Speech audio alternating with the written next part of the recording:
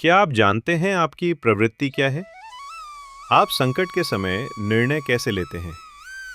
क्योंकि किसी परिस्थिति के उत्पन्न होने पर हमारा निर्णय ही हमारा भाग्य विधाता होता है।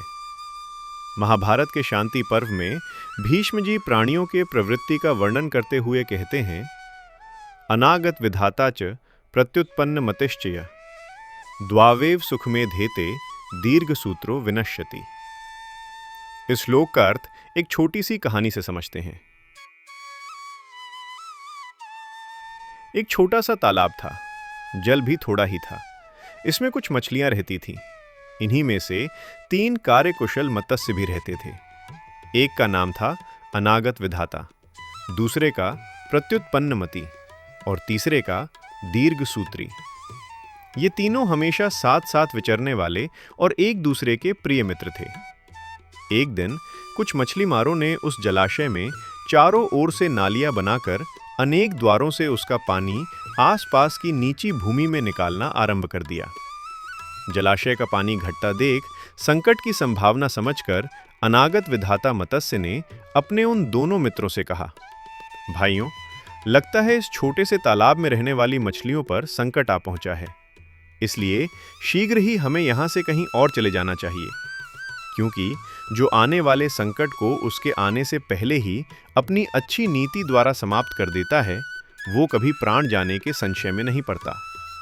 यदि तुम लोगों को ठीक लगे तो किसी दूसरे तालाब में चले चलते हैं। इस पर दीर्घसूत्री ने आलस्य से ऐंठते हुए कहा, मित्र, तुम बात तो ठीक कहते हो, परंतु मुझे लगता है हमें यूं भाग दौड़ में नहीं पड़ना चाहिए। कौन सा संकट अभी ही आ गया है, अभी तो बहुत समय है। उसके बाद प्रत्युत्पन्नमति ने घमंड से कहा, मित्र, मैं अति कुशाग्र बुद्धि का हूं। जब समय आ जाता है तब मेरी बुद्धि शीघ्र ही युक्ति निकाल लेती है, इसलिए इस शीघ्रता की आवश्यकता नहीं। तुम्हें जाना है तो जाओ, हमें उपदेश मत करो। यह सुनकर अनागत विधाता निराश हो गया और वहां से निकलकर एक नाली के रास्ते से दूसरे गहरे जलाशय में चला गया और आनंद से रहने लगा।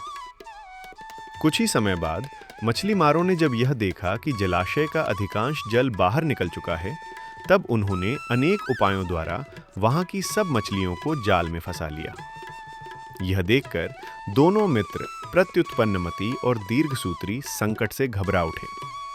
दीर्घसूत्री दूसरे मत्स्यों के साथ जाल में फंस गया। प्रत्युत्पन्नमति के लिए भी अब बचना असंभव हो गया था। वह भय से कांप रहा था।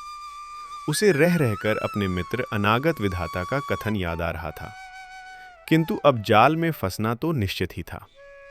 इसलिए जब मछली मार रस्सी खींचकर मछलियों से भरे हुए उस जाल को उठाने लगे, तब वह भी उन्हीं मत्स्यों के भीतर घुसकर जाल में बंद सा गया।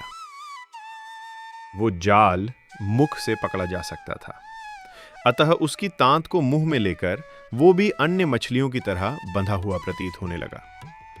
इसके बाद उस जाल को लेकर वे मछली मार जब दूसरे अगाध जल वाले जलाशय के समीप गए और उन मछलियों को धोने लगे, उसी समय प्रत्युत्पन्नमति ने मुख में ली हुई जाल की रस्सी को छोड़ दी और बंधन से मुक्त होकर जल में समा गया। अनागत विधाता उसी सरोवर में अन्य मछलियों के साथ आनंद से विचर रहा था।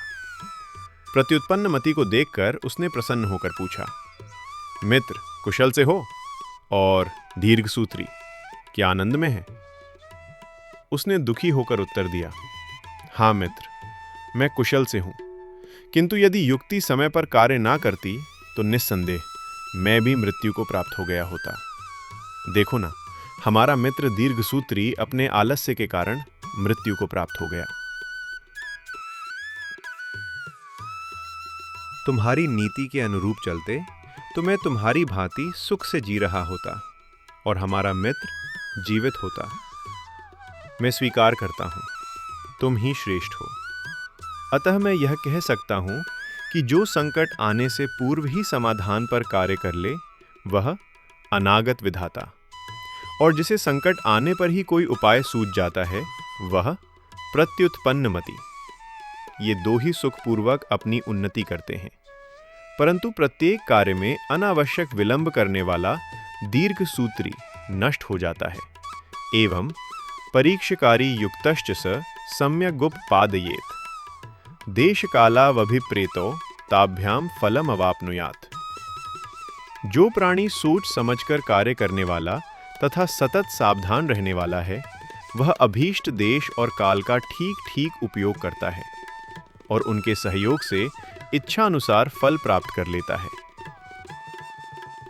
अब आप बताइए कि आप अनागत विधाता हैं, प्रत्युत्पन्नमति हैं अथवा दीर्घसूत्री।